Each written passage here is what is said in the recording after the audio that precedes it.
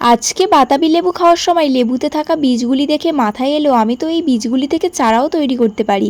যেই ভাবি সেই কাজ। সবার প্রথমে লেবুতে থাকা বীজগুলিকে আলাদা করে বের করে লেবুটাকে আগে খেয়ে নিলাম। আমাদের এখানে আমরা এই লেবুটিকে বাতাবি লেবুই বলি। তোমাদের কাছে এই লেবুটির অন্য কোনো নাম জানা থাকলে অবশ্যই কিন্তু আমাকে কমেন্ট করে জানাতে পারো।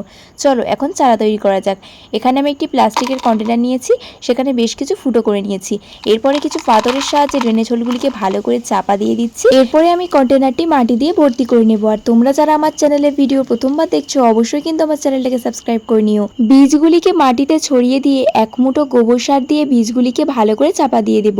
এরপরে ভালো করে জল দিয়ে এটাকে কিন্তু ছাওয়াতে রেখে দেব চারা বের না হওয়া পর্যন্ত।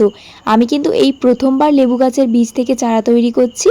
এর রেজাল্ট কিন্তু আমি তোমাদের সাথে নিশ্চয়ই শেয়ার করব। এর জন্য কিন্তু আমার চ্যানেলটা সাবস্ক্রাইব করে পাশে থাকতে হবে। তাহলে আজকের মতো চলি, দেখার জন্য কোনো ভিডিওতে। বাই।